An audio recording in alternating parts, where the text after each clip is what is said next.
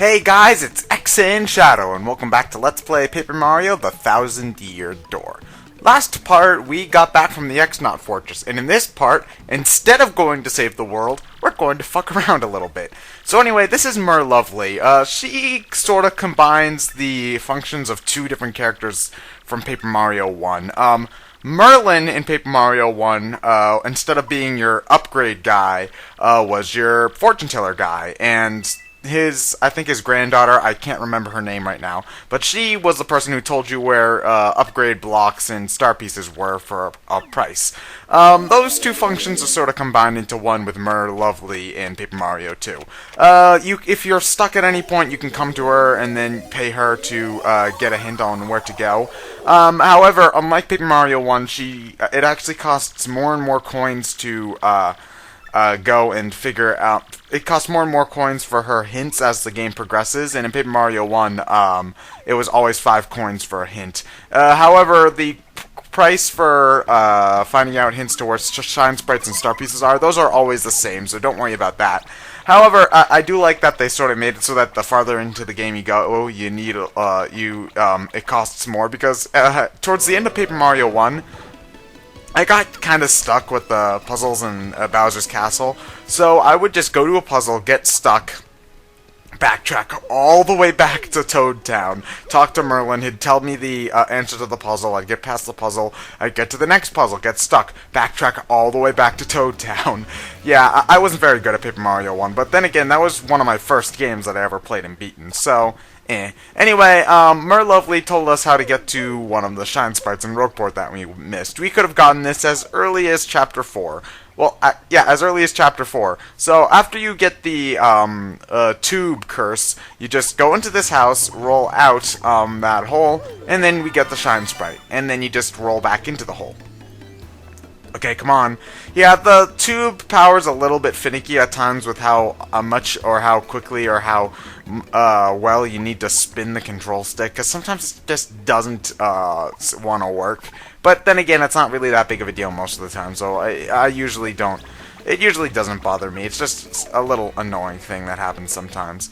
But anyway, yeah, now let's go back to Lovely. If you're ever stuck, you can go to Lovely. If you're looking for all the shine sprites, you can look for Lovely. So this is what I knew that I had to show her off eventually, so I just waited until the end when I needed to find all the shine sprites that I missed. I mean, I could just jump right into Chapter... Actually, I probably shouldn't jump right into Chapter 8 because I still have items I need to buy. But I could have gone in without all the shine sprites, because the only person who isn't fully upgraded is Flurry, and well, we all know how I think about Flurry at this point. So I could have just forgotten about her, but So anyway, this next shine sprite's in the same room, so we're not going to be going really anywhere. The shine sprite, we could have gotten it as soon as we got back from Chapter 6, because we actually need the Ultra Boots to get this one. But, yeah, so I actually didn't skip out on this one for too long, thankfully. And then the last one we could have gotten in Twilight Trail, which we'll be seeing in just a second. So anyway, you just jump up onto this platform. I wish there were just stairs, but not really that big of a deal. There's some water drops on the ground there. That's where you need to stand so that you line up with the pipe. And there we go. Now we're on the rooftops. Rooftop run. No. So anyway, yeah, there. We just need to super jump one last time, and then we got our second to last shine sprite in the game. Yeah, we're almost done with getting all the shine sprites. Unfortunately, there is no real way to skip this. Fuck. Yeah, I accidentally chose the My Next Path option instead, which means I essentially wasted 40 coins. But seeing as I don't use my coins anyway, I guess it's really not that big of a deal. But still, fuck, I hate when I do that. You know, when you just mash... And I mean, all that she told me was that you have to go to the 1,000-year door, which I knew, so...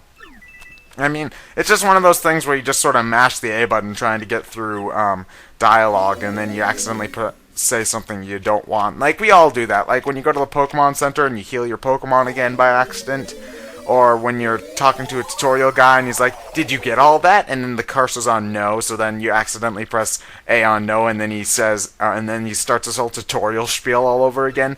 You know, that happens to everybody, and it sucks, but I guess it's really not that big of a deal. And to be fair, it is kind of my own fault for not paying attention. But yeah, it's a good thing that we have more than enough coins, because I'm actually going to I'm actually going to buy some extra stuff that I don't normally get. Usually I just sort of hold on to my super high healing items and then use them now. But I actually have enough money left left over that I can actually go and get more. Buy more. But anyway, yeah, that's the last Shine Sprite, the one that I missed on Twilight Trail. Again, I could have gotten that as early as Chapter 4. So yeah, you should be able to get you should have all of the Shine Sprites before you even get to the moon in Chapter 7. But I fucked up, and now I have to get them all before Chapter 8. Again, it's just Flurry, so I don't really care.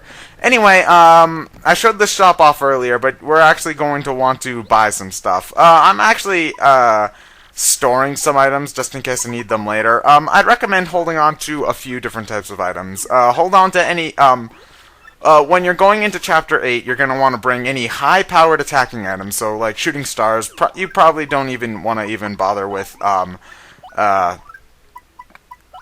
don't even want to bother with Thunder Rages. You want to take all sorts of high healing items with you. So Jam and Jellies, Ultra Shrooms, Life Shrooms. Those are pretty much the things that you want. You're actually not going to want to bring any sort of single Jam and Jellies or Ultra Shrooms. We're going to want to fuse those with the Taste Tea, which is actually what we're going to be doing right about now, actually. Though we are going to sidetrack to the badge shop for a little bit first. But anyway, oh look!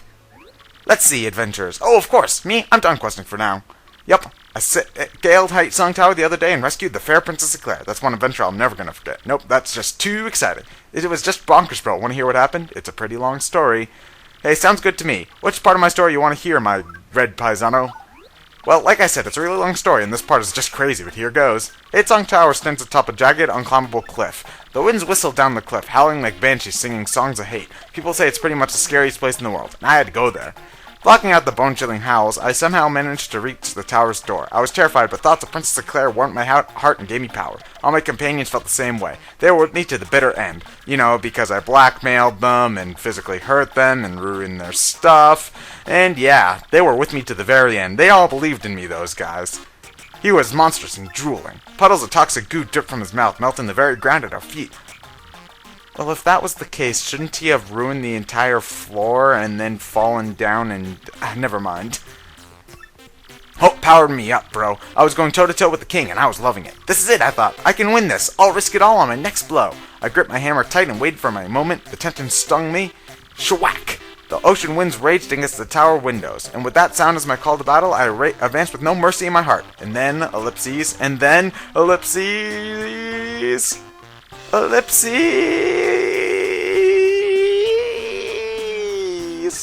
I beat him. That was anticlimactic. But I beat it. Oh, Luigi! You, the giant fuck you monster of the week comes out of nowhere and you just say, I beat that too. Luigi, you have no sense for the dramatic. So, it's obvious that Luigi's encounter with Princess Eclair didn't go exactly as he hoped, because he's like, yep, nothing other than that happened. But anyway, yeah, we can talk to Bluey again. Remember me? It's me, Bluey. Man, that last battle was hairy. You have no idea. I was burnt to a crisp, but I was actually kind of relieved, if you can believe that. But if you want the whole story, you should just ask Luigi here. Wahaha. It's kind of odd that he's happier with Luigi now that he's even more burnt than when he threw him into a volcano. But whatever. Anyway, this is something I should have done at the very beginning of the game, and that is bought some badges at the badge shop. The one badge I should have bought at the beginning was the power jump badge, just because it's nice to have that sort of flexibility to do an attack in the air. Though, since I've got the spin jump, that does actually do more damage to enemies than the power jump, but it's a little bit easier to do, so I just figured I'd get it. And also, Paper Mario 1 nostalgia. As opposed to the Power Smash, the Power Jump is the first badge you get in that game, so... yeah, I just have a little soft spot for that badge in my heart. So anyway, instead of... I'm kind of being a dipshit here, and I'm gonna actually get rid of my ice power badge. If in exchange for the power jump badge, which you don't want to do because there are fire enemies in the in Chapter 8. So don't do as I do. I actually switch it back later. I'm actually surprised at how cheap ice power is, considering how expensive some of the other badges are. Because I mean, like, quick change is 7 badge points, and the attacking badge that it gives you extra damage to a specific elemental type is only 1, but whatever. So anyway, what you're gonna want to do with Tasty here is cook up as many ultra jellies as you can. There are some more cost-efficient food items that give you just as much. Well, not just as much, but that you get a more economical healing item. Like you get more hit points and flower points restored per coin that you spend. But however, as I've already established, money is pretty much a non-factor at this point, and you're gonna want items that can heal you up the most. And the Jelly Ultra is the best healing item in the game. You know. 50 heart points and 50 flower points restored at once. That's about as much as you're going to get. So you're going to want to hold on to those. Use them when you need to. They're pretty much in the too good to use club, but if you're on like your last legs, you're going to want to use those. So anyway, I just figured I'd show this off as well. After the end of Chapter 7, you can actually buy that book there. I'm just taking this time to retrieve my shooting stars, because those can actually be pretty useful. And the boost sheet too, though I'm probably not going to end up using that. So anyway, we've got 2 extra slots left, which we're going to spend on heart shrooms. I mean, life shrooms, sorry. But since I've got a little bit of extra money, that's the Super Luigi book, where they chronicle Luigi's stories. And if you thought that Luigi was embellishing on his tales in his account of the stories, these books are just pretty much ridiculous. It's like one of the lines here is that Luigi's brother, on a no doubt inconsequential errand. I'm saving the world, dude. Shut the fuck up. But yeah, whoever wrote this really tried to make Luigi seem overpowered and shit. So I find this actually kind of hilarious in a way, because it's just like Luigi was already sort of embellishing, and now he's got his own book where they embellish it even further. I just find that hilarious. But anyway, you've got 2 open slots, so I figured that the best thing to do for that would to buy some. Buying some life shrooms would be the best use of those 2 inventory slots. Just in case you forgot, life shrooms pretty much function as your insurance in battle. If you or one of your party members run out of... Oh, fuck, I got a mushroom for getting 10 points, which means I need to store that. But anyway, if you or one of your partners go down to 0, the life shroom will bring them back up to 10.